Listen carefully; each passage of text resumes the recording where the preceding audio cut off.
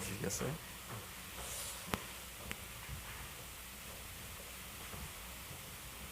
우리 사랑하는 마석교회 성도 여러분, 오랜만에 다시 뵙습니다. 너무 반갑습니다. 우리 김정곤 목사님이 부임하시고 교인들이 많이 늘었다는 소문을 들었습니다.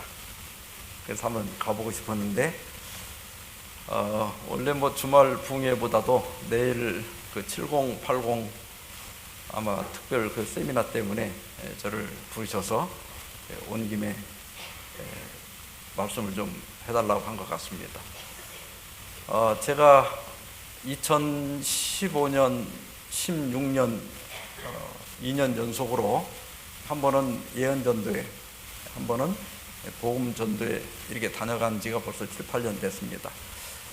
2020년 2월에 은퇴를 하고 제 자리를 우리 김정곤 목사님께 물려드리고 그리고 이제 4년이 됐습니다. 은퇴하고 뭘 할까 이렇게 생각하다가 사무실을 하나 내서 현재 재림마을에서 방송을 하고 있고 또 그전부터 하던 상담을 지금도 여전히 하고 있습니다. 그리고 내일 제가 세미나를 하게 된 것은 제가 오래전부터 노원구청의 요청으로 웰다잉, 지금으로 말하면 우리말로 하면 잘 죽자죠. 그래서 그 교육을 오랫동안 해왔기 때문에 우리 김정곤 목사님께서 아시고 초청을 한 것 같습니다. 7080이라고 하더라도 연세 드신 분들뿐이 아니라 사실은 잘 죽으려면 잘 살아야 됩니다.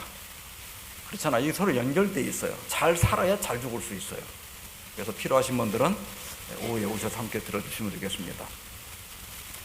사실 주말 부흥회 요청을 받고 말씀을 새로 준비하려고 했는데 제가 방송에서 잠깐 방송한 내용들을 그건 제가 은퇴하고 난 다음에 깨달은 것이라서 방송을 들은 분도 계시지만 안 들으신 분들 또 제가 방송에서 못한 내용들을 좀 추가해서 말씀을 드리려고 준비를 했습니다. 먼저 민수기 23장 9절의 말씀을 우리 다 함께 봉독하도록 하겠습니다. 시작. 내가 바위 위에서 그들을 보며 작은 산에서 그들을 바라보니 이 백성은 홀로 살 것이라.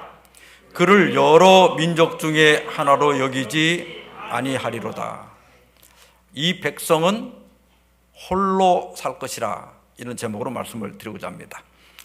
제가 이 말씀을 준비하게 된 것은 코로나 때문입니다. 코로나 때 2020년 12월 23일부터 대면 예배가 금지가 됐습니다. 장장 16개월 동안이나 대면 예배를 드리지 못하도록 했어요. 또 드리더라도 일정 수 이렇게 제한해서 뛰어앉고 또 교회 크기 자릿수에 따라서 몇 프로만 참석할 수 있고 16개월 동안이나 우리가 비대면 예배를 드렸습니다. 저희 교회는 오래전에 미디어 센터를 만들었기 때문에 온라인으로 바로 예배를 송출할 수 있어서 위기의 때 큰 도움을 받을 수가 있었습니다. 근데 여러분들도 다 그때 겪어보셨죠? 우리 마석교회는 그때 그냥 예배를 드렸나요? 여기도 얼마간은 예배를 못 드린 적이 있었죠?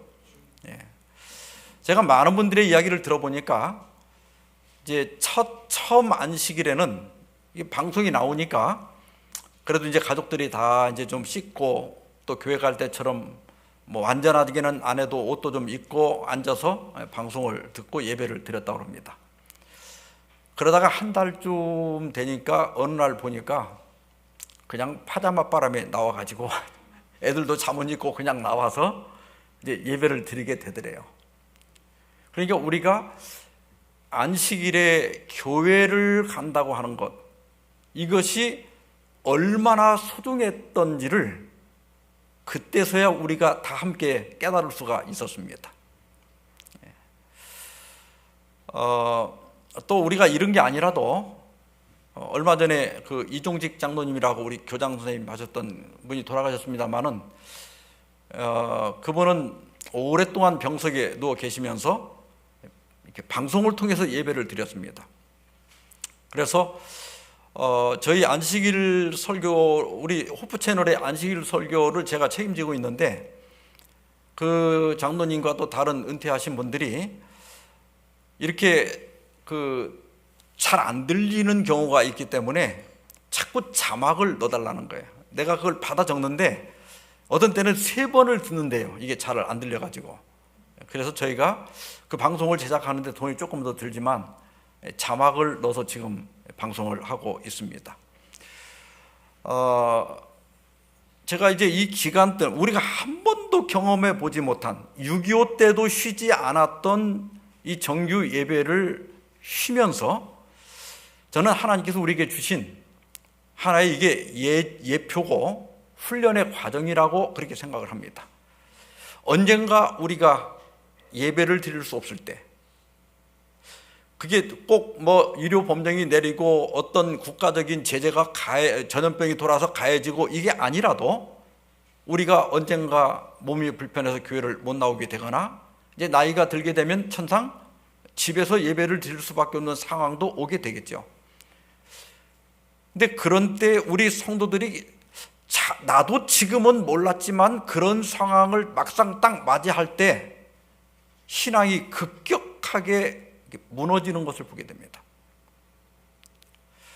나중에 이렇게 늙고 병들어서 집에서 누워 있어 보면 몸이 괴롭고 하면 이제 성경도 안 보게 되고, 근데 더 힘이 떨어지면 어떤 분들은 말씀도 잘 안 듣게 되고, 그러다 보면 교회를 30년, 40년을 다녔는데도 기도도 잘 안 하게 되고 쉬지도 않고, 그래서 한 3년만 그렇게 지내면 교회 다닌 사람과 30년 다닌 사람과 안 다닌 사람이 별 차이가 없게 될 수도 있습니다. 그래서 그때를 위해서 우리가 지금부터 무언가 훈련이 필요하고 교육이 필요하겠다, 이런 생각이 들어서 이 말씀을 준비를 했습니다.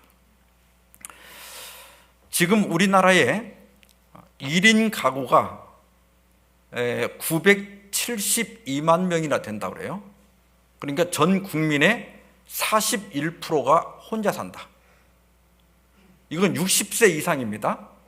근데 여러분들이 여기 50세를 보시면 50대를 보시면 161만 명이죠. 그러니까 16.6%, 50대 이상을 합하게 되면 53.8%가 혼자 사는 겁니다. 되게 요즘은, 옛날에는 저도 어머님 돌아가실 때까지 모시고 살았어요. 근데 요즘은 그렇게 안 하죠. 대부분이 이제 연세가 드셔도 자녀들과 따로 살게 돼요. 그리고 이제 배우자가 죽다 보니까 혼자 남게 되고, 또 젊은 청년들도 지금은 독립해서 이제 스스로 생계를 꾸려가는, 이걸 이제 우리가 선진국형 구조 변화다, 이렇게 얘기해요. 우리 예전에는 그냥 가족들이 다 모여 살았잖아요. 젊은 사람들도 독립해서 따로 살고, 또 노인들도 자녀들과 독립해서 따로 살고, 이렇게 하다 보니까 1인 가구가 점점 늘고 있다. 아마 여기 계신 분 중에도 혼자 사시는 분들이 계실 거예요. 근데 우리가 비록 혼자 살지 않는다 할지라도 요즘은 가족들의 모습이 이렇습니다. 전부 스마트폰만 쳐다보고 있지 가족 간에 서로 대화를 나누거나 서로 얼굴을 바라볼 시간이 없어요. 심지어 연인들이 데이트를 가가지고 같이 카페에 앉아서 대화를 뭘로 하는가 하면 휴대폰으로 대화를 한답니다.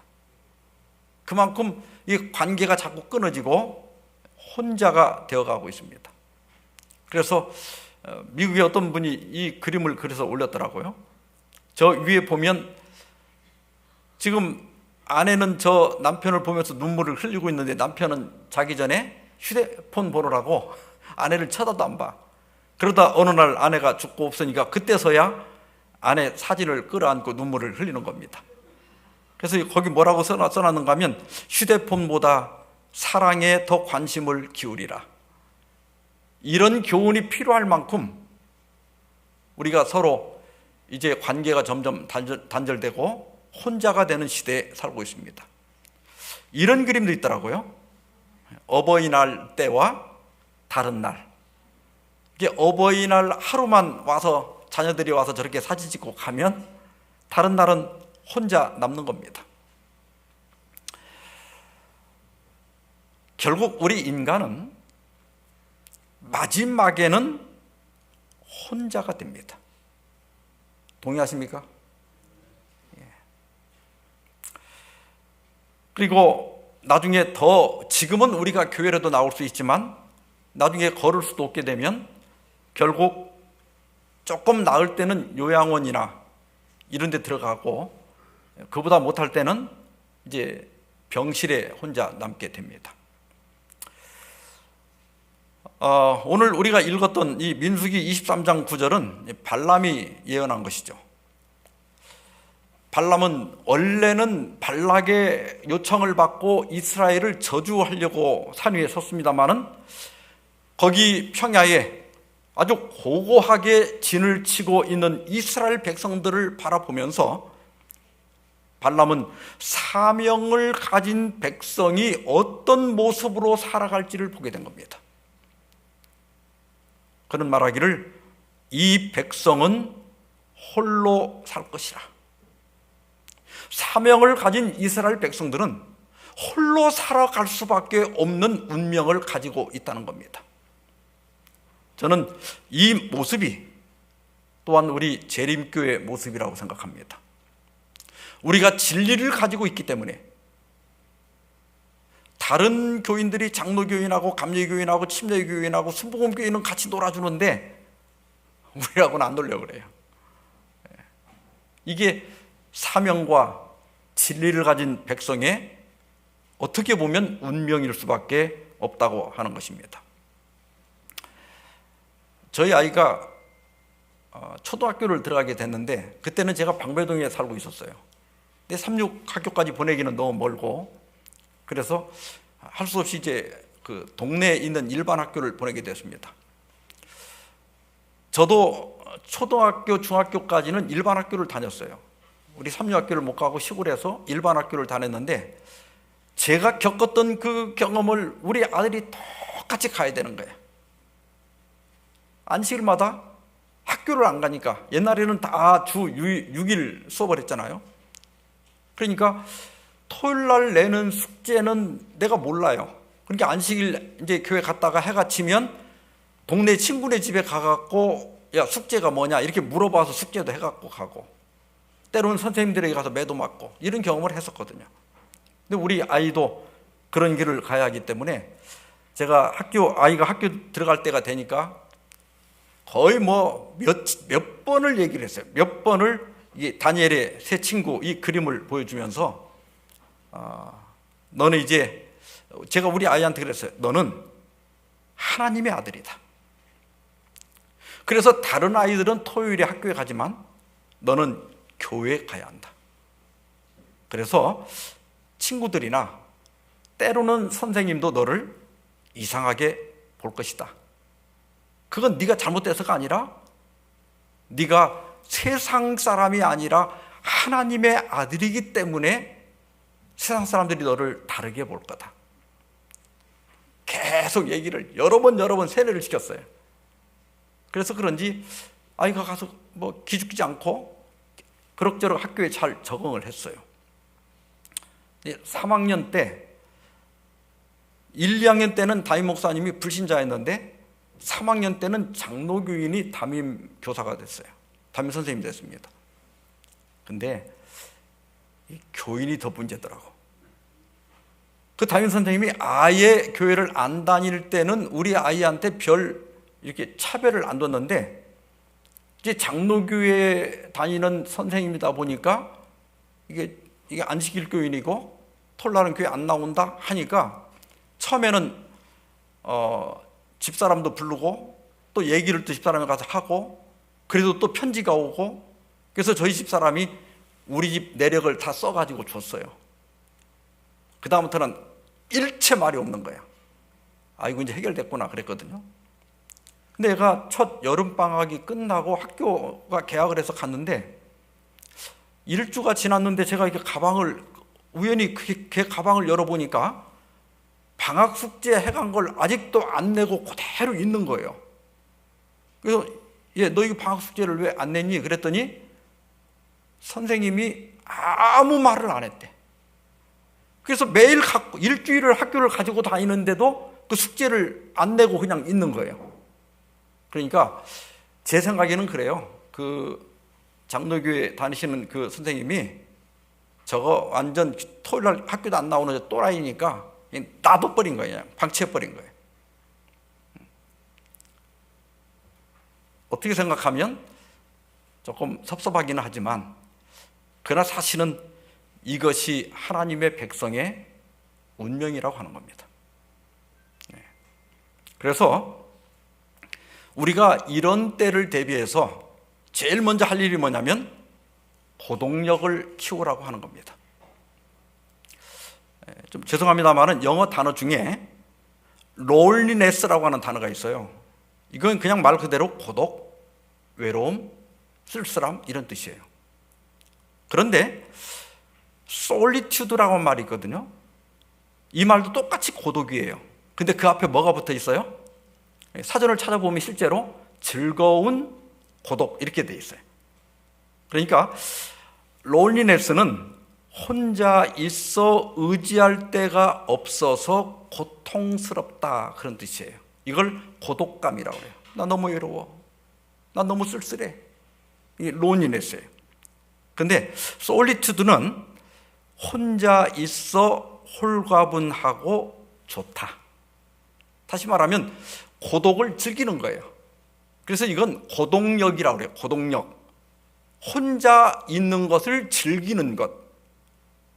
이것을 우리 재림교인들이 지금부터 연습을 하셔야 됩니다.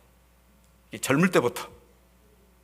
너무 사람에게 집착하지 말고, 너무 관계에 집착하지 말고, 어울릴 때는 또 어울리고, 혼자가 되어도 흔들리지 않고, 마음에 상처받지 않고, 또 우울해하지 않고, 여전히 평안을 유지할 수 있는 것, 평정을 유지할 수 있는 그런 훈련을 지금부터 해야 나중에 핍박이 오고 시련이 왔을 때 홀로 그 고통을 견딜 수 있는 겁니다.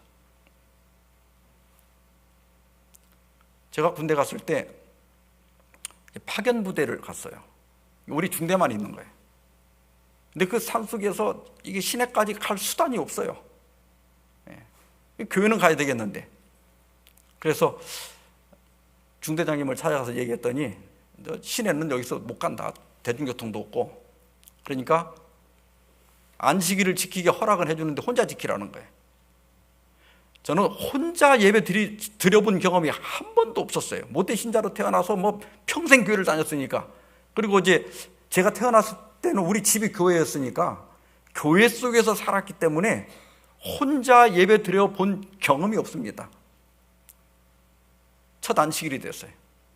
찬미가를 들고 이제 산에 들어가서 다른 사람 훈련 받으니까 거기서 예배 못 드리니까 혼자 예배 드리려고 산에 갔는데 찬미가를 펴가지고 안식일 찬미를 첫 절을 하나 부르고 목임해 갖고 부를 수가 없는 거야. 이걸 혼자 예배를 드리니까 얼마나 내가 처량하고 불쌍한지 혼자 예배를 드릴 수가 없는 거야.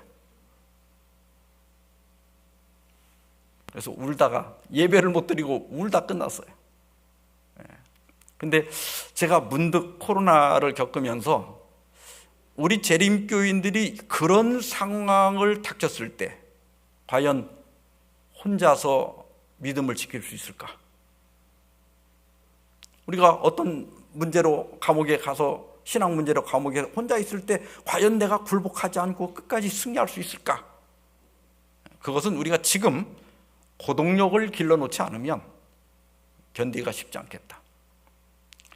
그리고 사람이 이 고독이라고 하는 것이 결코 나쁜 것만은 아닙니다. 대개 이제 이 고독력이라고 하는 것은 이렇게 사람들에게 의존하지 않고 혼자서도 홀가분하게 지낼 수 있는 힘을 가리킵니다.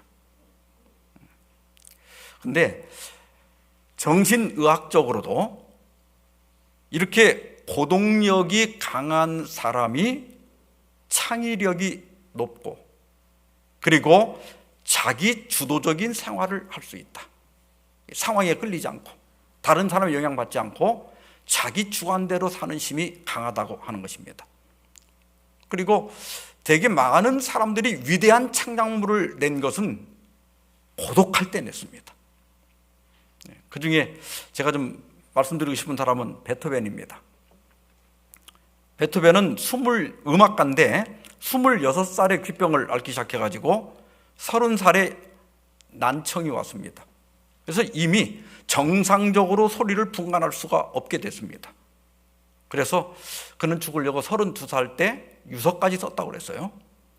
근데 그는 이제 처음에는 피아니스트였기 때문에 44살 때 연주회를 했는데 귀가 잘 안 들리니까 완전히 연주회를 망치게 됩니다. 그래서 그때부터는 피아노 연주를 그만두고 작곡에 집중하기 시작했는데 49살 때는 청력을 완전히 상실해서 피아노에다 귀를 대도 소리가 안 들릴 만큼 그렇게 청력을 상실하게 되었습니다. 그런데 베토벤이요, 음악을 조금 아시는 분들은 이거 많이 들어본 거죠. 이 베토벤의 교향곡 중에 3번 영웅, 5번 운명, 6번 전원, 9번 합창, 그리고 피아노 소나타 하면 비창, 월광, 이 아름다운 곡들이 청력을 완전히 잃고 나서 지어졌다는 거예요. 그러니까 고독이라고 하는 것이 꼭 나쁜 것만은 아니다. 수많은 창작물들은 고독 속에서 만들어졌다. 우리가 잘 아는 36장 기뻐하며 경배하라. 원래 이것은 베토벤 교향곡 9번 아까 합창 있죠. 그 합창에 환희의 송가에 나오는 거예요. 그러니까 그 환희의 송가에 나오는 곡에다가 장로교의 목사인 다이크 목사님이 가사를 붙여가지고 지금 우리가 찬미가로 부르고 있는 겁니다. 제가 오늘 좀 한 3분 정도로 좀 잘랐는데요. 이게 영화라 꽤 긴 영화인데 시작하는 부분과 끝 부분만 좀 보여드리려고 합니다. 베토벤이 교향곡 9번은 평생을 통해서 만든 거예요. 근데 그가 이것을 쉬운 5살에 이제 초연을 하게 됐는데 직접 지휘를 하고 싶었습니다. 그런데 귀가 전혀 들리지 않잖아요. 귀가 안 들리는데 지휘를 한다는 게 불가능하기 때문에 이제 어떻게 하기로 했는가 하면 움라우프라고 하는 사람이 이제 앞에 나가서 저 청중 속에 숨어서 거기서 이렇게 지휘를 해주면 그 사람을 눈은 보이니까 그걸 보고 박자를 맞추기로 이렇게 하고서 이 첫 연주회를 합니다. 자, 한번 우리 잠깐 감상해 보십시다.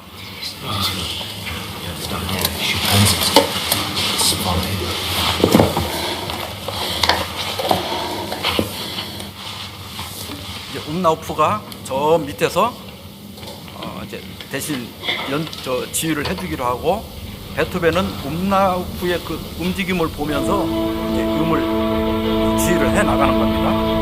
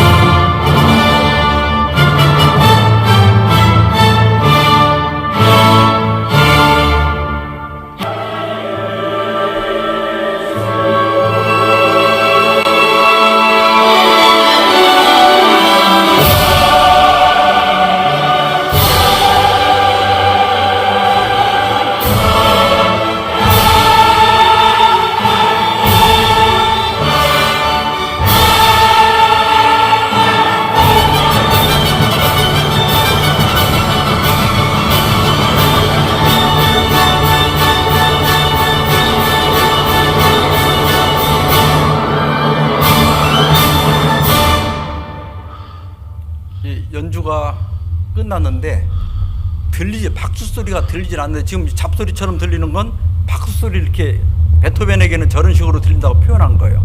이게 베토벤은 실패한 줄 알았어요. 근데 가수 카롤리네가, 여기는 이제 그 지휘자가 나옵니다만, 카롤리네가 베토벤의 손을 잡고 청중을 향해서 보여줍니다.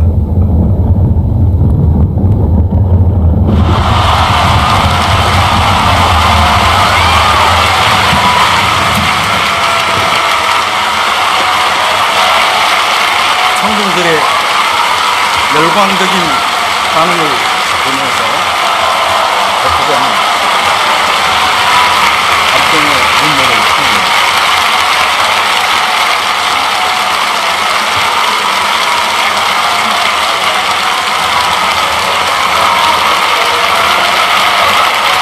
제가 저희 집에 이 LP판이 있는데 거의 1시간 정도 되거든요. 참 들을 때마다 베토벤의 이때 모습을 생각하면 이 가슴이 뭉클하고 때로는 눈물이 맺힐 때가 있습니다.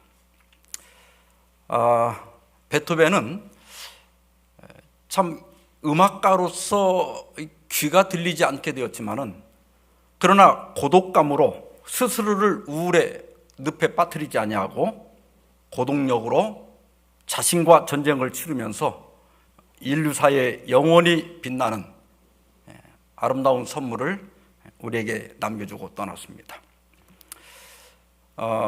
앤서니 스톤은 고독의 위로라고 하는 책에서 인간의 모든 불행은 고독할 줄 모르는 데서 온다 그랬어요. 보통 우리는 행복하려면 좋은 관계를 가져야 된다 이렇게 생각하잖아요. 그런데 여기 앤서니 스톤은 사람은 혼자 있을 줄 알아야 진정으로 행복할 수 있다고 이야기했습니다. 인터넷에 한 회사원이 올린 글인데요, 여자분이 올린 겁니다. 32살 된 여자분이신데, 저는 남편도 아이도 있는 어른이지만 엄마에게 휘둘리며 살아요. 제 인생은 없네요. 엄마는 저의 모든 것을 간섭하고 효도를 강요해요. 결혼한 지 3년째인 우리 부부를 엄마는 아이 취급해요. 평범한 잔소리 수준이 아니에요. 휴지통 놓는 위치, 설거지하는 시간부터 양가에 전화 드리는 휴수까지 일일이 통제해요. 주말 일정도 엄마가 일방적으로 정해놓고 통보하고요. 제 취향이나 생각은 전혀 존중하지 않아요. 사위인 남편에게도 이래라 저래라 하고요. 이 엄마가 왜 그럴 것 같아요? 아니, 딸이 시집가 갖고 사는데 왜 엄마가 시집가 사는 딸을 이렇게 계속 가서 간섭할까요? 여러분, 사람이 혼자 지낼 줄 모르게 되면 누군가를 괴롭히게 되어 있습니다. 이 부부 사이도 마찬가지예요. 우리가 함께 이렇게 많은 걸 공유하면 좋지만 때로는 혼자도 놀 줄 알아야 되고 혼자도 지낼 줄 알아야 돼요.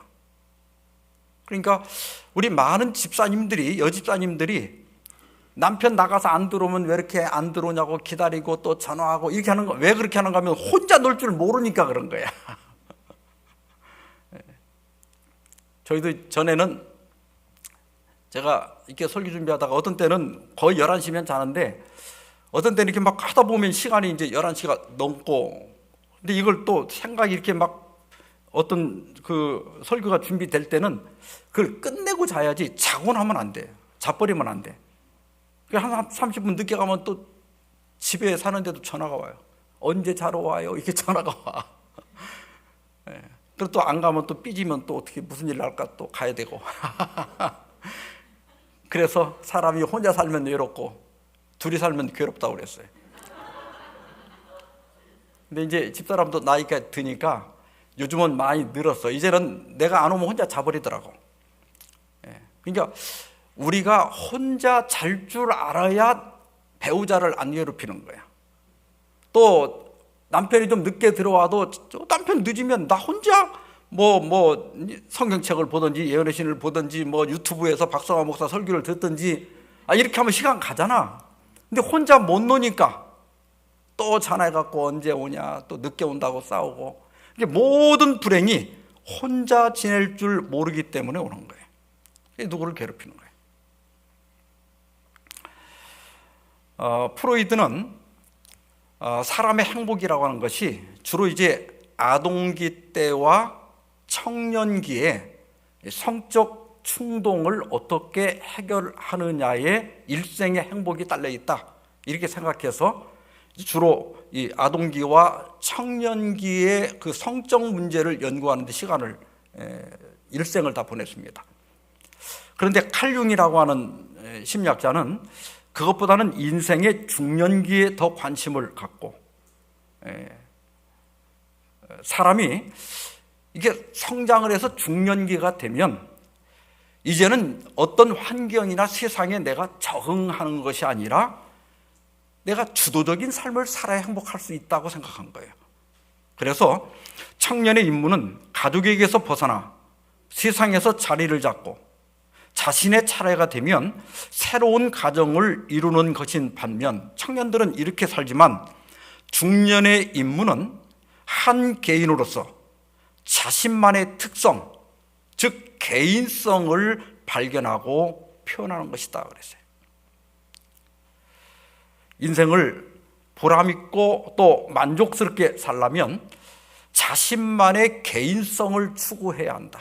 언제까지나 남의 눈치 보고 남의 비유 맞추고 이렇게 하면서 살면 우리는 죽을 때까지 자기 시간을 갖지 못하고 결국 남을 위해 살고 남을 비유 맞춰주고 살다가 이제 죽을 때 후회하는 거예요. 그래서 2012년 2월 1일자 영국 가디언지에 난 건데요, 죽을 때 가장 후회하는 5가지를 여기 실어놨어요. 사람들이 죽을 때 이렇게 보니까 이 5가지를 가장 후회하더라. 번역을 좀 하면요, 먼저 남들이 기대하는 삶이 아닌 나 자신에게 충실한 삶을 살 용기를 가질 걸. 그러니까 결국은 나 자신을 위해서 살지 못하고 남편 위해 살고 또 뭐 아내 위해 살고 부모 위해 살고 자식 위해 살다가 정작 내가 하고 싶은 일은 못하고 산 것을 후회하더라 이거예요. 그 다음에 2번째는 그렇게 힘들게 일하지 말걸, 조금 놀아가면서 살걸. 저희 집사람이 저한테 항상 얘기한 게 그거예요. 조금 놀자고 같이. 저는 이게 일에 좀 중독이 있어요. 근데 저는 제일 행복한 시간이 설교 준비할 때가 제일 행복해요. 저는 설교가 딱 끝나면 감기도 떨어져요. 감기 기운이 있다가 감기가 떨어질 정도로 그 자체가 좋아요. 근데 저희 집사람은 이제 현직에 있을 때는 그렇다고 하고 은퇴하면 좀 놀 줄 알았더니 여전히 그런다고 맨날 그래요. 근데 요즘은 조금 놀려고 합니다. 제가 이렇게 올해는 단풍이 안 졌어. 단풍이 지기 전에 제가 얼마 전에 괌에 갔다 와보니까 이게 단풍도 안 들고 그냥 갑자기 다 시들어버렸더라고.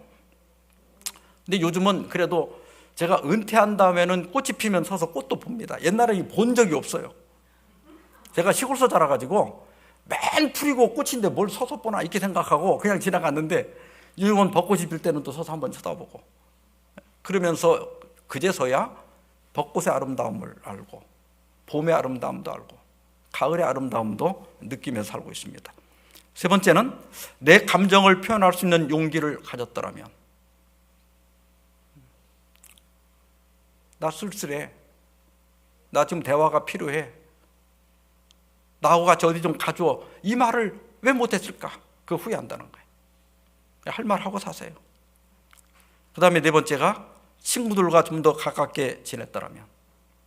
젊어서는 일에 바빠갖고 뭐 자기 하고 싶은 거 하다가 어느 날 나이가 들어서 보니까 친구 다 떠나고 연락할 사람도 없고. 근데 저는 교회 다니는 우리는 참 특권을 가졌다고 생각해요. 뭐 코로나 때 뭐 코로나 블루 해가지고 우울증도 앓고 그랬다는데 교회 다니는 분들은 별로 모르잖아요. 매주 만나는데 뭐 우울증 앓을 새가 어디 있어요. 저는 교회 다니는 것이 큰 특권이라고 생각합니다. 근데 교회를 다녀도 외로울 수 있어요. 그러니까 그건 다른 사람이 나를 외롭게 한 게 아니라 내가 다른 사람에게 다가가지 않았기 때문에 그런 거예요. 그 다음에 5번째가 나 자신을 행복하게 만들기 위해 노력하며 살았더라면. 제가 49, 50대 한번 좀 된통 알았어요. 다른 병이 있는 게 아니고 스트레스 때문에 소화가 안 돼서 1년 6개월 동안을 밥을 못 먹었어요. 다 토해내고. 그때 생각해 보니까 이러다 죽으면 이게 아무것도 아닌 거야. 그래서 저는 그저 책상에 앉아서 설교 준비하는 것밖에 모르는데, 요즘은 이제 가끔 그 아프고 나서부터는 내가 이렇게 저는 하고 싶은 게 많아요. 호기심도 많고, 또 제가 손재주도 있고 안 했었는데 요즘은 확 해버립니다. 죽기 전에 해야지. 그래서 자기 자신이 정작 하고 싶은 거, 먹고 싶은 거 한 번씩, 매일은 못하더라도 하면서 사시기 바랍니다. 이 혼자 잘 사는 사람들의 특징을 보면, 첫째, 나의 행복을 남에게 의존하지 않는다. 감정이 독립되어 있는 거예요. 상대 감정에 끌려가지 않고 남의 말과 생각에 신경을 끊는다. 누가 나를 칭찬한다고 해서 내가 갑자기 뭐가 달라지는 거 아니고, 누가 나를 비난했다고 해서 내가 갑자기 또 달라지는 거 아니에요. 누가 뭐라고 하든 그냥 나는 나인 거예요. 이게 남의 평판에 너무 민감하지 마라. 그냥 이게 상처 잘 받는 분들에게 제가 그래요. 그냥 소리를 들었다. 소리. 누가 나를 비난하는 것도 소리잖아요. 근데 우리가 개가 나를 보고 짖으면 놀래긴 해도 상처는 안 받잖아. 근데 사람이 나를 향해서 짖을 때는 상처받는단 말이에요. 그래서 내가 그냥 개소리다 이렇게 생각하라고 그래요. 그래서 여러분, 저 욕하면요 개 됩니다. 저는 개로 취급하기 때문에 그냥 개소리다 이렇게 하는 게 제일 좋아요. 그리고 자신만의 생각에 갇혀 살지 않는다. 다시 말하면 우리가 다른 사람과 사귀어야 돼요. 그러나 자기 취향대로 사는 거예요. 같이 어울리지만은 끌려가지는 말아라. 내가 하고 싶은 건 하고, 하기 싫으면 언제든지 나올 수 있는 그런 삶을 살아라. 3번째로, 지금 이 순간을 살아낸다. 과거로 오늘을 망치거나 오지 않은 내일을 걱정하지 마라. 지나간 거 후회하면 뭐예요? 그리고 내일 일은 예수님께서 그랬죠? 내일이 염려하게 하라고 그랬어요. 우리 옛날 성경에는 내일 염려하라고 그랬는데 사실은 내일이 염려하게 놔두라고 그랬어요. 그건 내 거 아니라는 거예요. 내일이 염려할 문제지. 그래서 지금 여기에서 스스로 만족을 느끼는 일을 해라. 제일 중요한 게 지금 여기예요. 여러분, 지금 저 밖에 있는 어떤 사람보다도 지금 여러분 옆에 같이 앉아있는 사람, 여러분 옆에, 앞에, 뒤에 있는 사람이 가장 소중한 사람이에요. 그 사람은 그래도 나한테 악수라도 해줄 수 있는 사람이에요. 나를 보고 웃어줄 수 있는 사람이에요. 맞아요? 옆에 사람 손 한번 잡아보세요. 그 사람이 소중한 사람이라니까. 자, 2번째로, 이제 혼자 살 줄도 알아야 되지만 이제 신앙 문제에 있어서 자립신앙을 키워라. 다니엘이 바벨론에 잡혀간 것이 불과 18살, 지금으로 하면 고등학교 3학년입니다. 그런데 그 어린 나이에 바벨론에 가서 왕궁학교에 뽑혀서 입학을 했어요. 식사가 나왔습니다. 그런데 그 바벨론 서령 문서들을 보면 거기 바벨론 군대 그 식사 메뉴가 있어요. 근데 거기 보면 유대인들이 먹지 못하는 술이나 돼지고기나 이런 것들이 그 목록에 있습니다. 이게 틀림없이 그런 음식들이 다니엘에게 제공됐을 거예요. 근데 여기 보면 다니엘이 뜻을 정했다. 어떻게 정했느냐? 내가 자기를 더럽히지 아니하기로. 그러니까 벌써 18살인데도 자기 주관이, 신앙적 주관이 딱 서 있는 거예요. 이때가 18살인데요. 다니엘 6장에 가면 이때는 다니엘이 85세야. 이제는 왕 외에 다른 신에게 30일 동안 기도나 어떤 요청을 하면 사자굴에 던져 넣겠다고 했는데, 왕의 도장이 찍힌 것을 알고도 어떻게 했어요? 전에 하던 대로 하루에 3번씩 창문을 열고 기도를 했다고 하는 겁니다. 저는 저희 어머님의 그 일생을 보면서 참 많이 배웁니다. 신앙에 관해서. 저희 어머님은 새벽 기도를 항상 하셨는데, 교회는 못 가시더라도 이제 아버님이 주무시니까 나와서 식탁에 가서 늘 식탁에다가 성경을 펴놓고 새벽이 되면 성경을 읽고 기도하시는 게 죽을 때까지 그걸 하죠. 근데 나중에 치매가 와가지고 이게 집을 나가면 못 찾아와요. 그리고 30초만 지나가면 금방 한 얘기도 다 잊어버려요. 그런데도 새벽 기도는 해요. 제가 가서 보면 맨날 성경책은 그 자리야. 넘어가질 않아. 왜냐하면 잊어버리니까 또 읽고 또 읽고 같은 자리만 읽어. 그리고 이제 저희 어머님은 젊었을 때부터 금요일만 되면 욕조에 물을 받아놓고 목욕을 하시거든요. 근데 나중에 치매가 걸렸는데 맨날 목욕을 해. 물값이 얼마나 많이 나오는지 몰라. 그래, 어머니 오늘 왜 목욕하셨어요? 오늘 금요일이지 않냐? 어머니 오늘 화요일이에요? 그러면 굉장히 당황을 하셔. 그러니까 어머니 마음속에는 매일이 금요일이야. 그래갖고 수요일날도 또 목욕하고 목요일도. 처음에는 막 물값이 아까워가지고 그 이제 욕조 물 받는 걸 이렇게 문을 못하게 하려고 이렇게 보면 문을 잠그고 들어가시니까 문을 열지를 못하는 거예요. 그래서 제가 생각을 바꿨어요. 차라리 어머니가 냄새나고 씻지도 않는 것보다 물값 좀 들어가는 게 낫다. 나도 돌아가실 때까지 놔뒀어요. 저희가 연합회 나올 때 일부러 이제 노인센터가 이렇게 가까운데 했어요. 저희 어머님 때문에. 근데 저희 어머님은 안 가셔요. 쓸데없이 가서 잡담이 나는데 뭐하러 가냐. 그래가지고 나중에 이제 치매가 오고 그 데이케어 센터에서 이제 이렇게 어머님을 모시러 오는데 안 갑니다. 그 뭐하러 내가 가냐고. 그래서 어머니 구역반 가요. 그러면 얼른 가방 들고 구역반을 가야 따라가. 그래서 이제 저녁 때 제가 퇴근해갖고 어머니 어디 갔다 왔어요? 그러면 내가 구역반 갔다 왔다.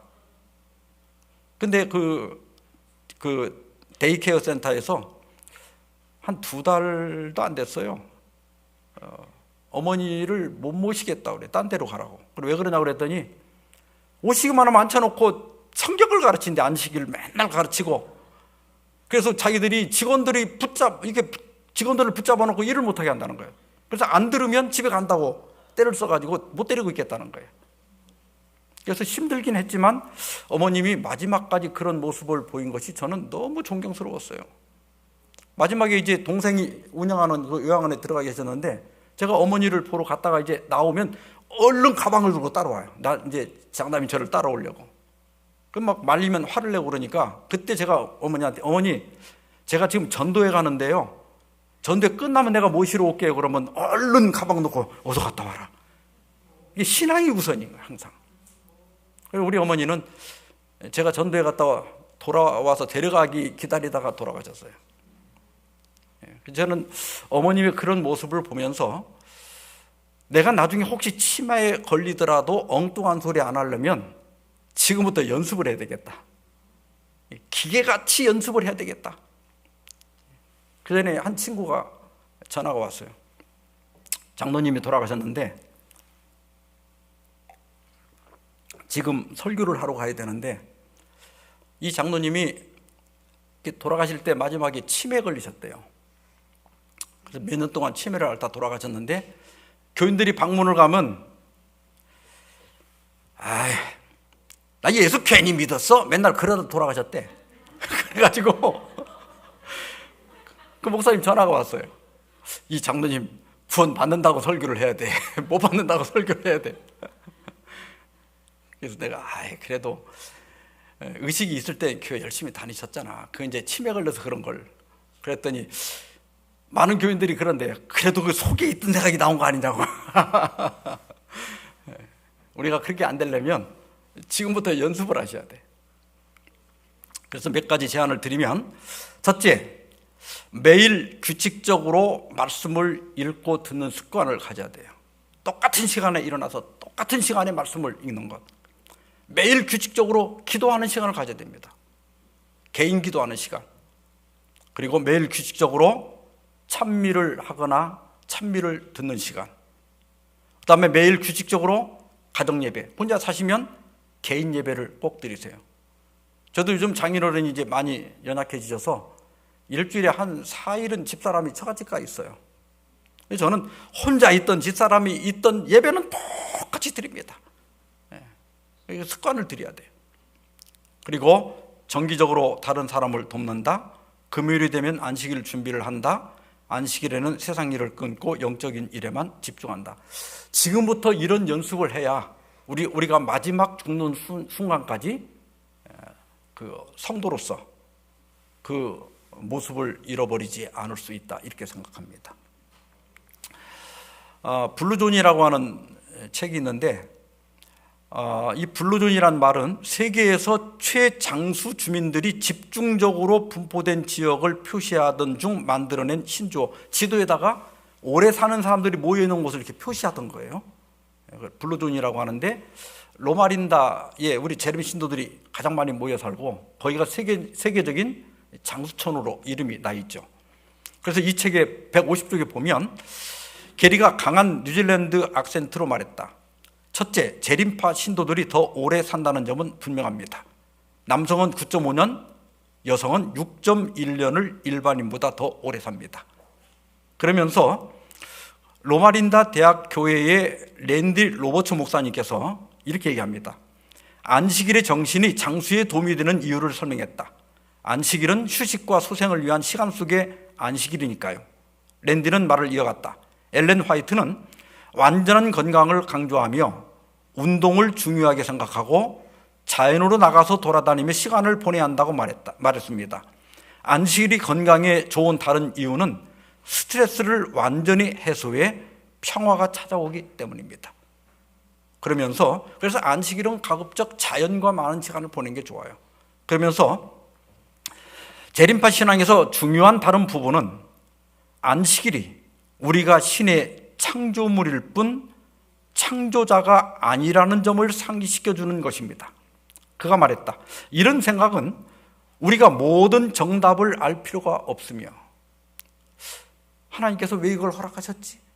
우리가 그 정답을 알 필요가 없으며, 우리의 제한된 능력을 인정하고 하나님께 의지해야 한다는 점을 일깨워 줍니다. 이 역시 안식처에서 중요한 부분이죠.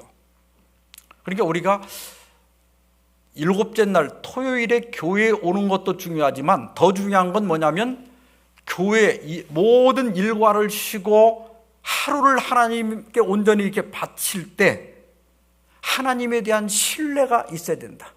내가 하루 일하지 않아도 하나님께서 나를 먹여줄 것이다.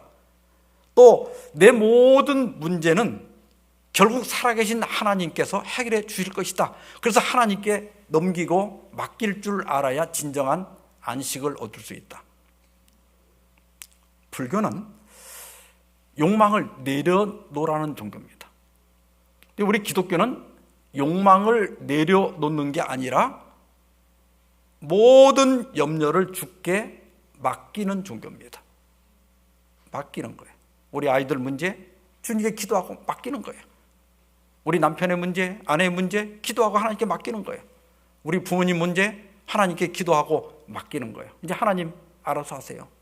하나님이 선한 길로 인도하실 걸 믿습니다. 하나님께서 어떤 결과를 주시든 저는 그것이 가장 저에게 선한 것으로 믿고 따르겠습니다.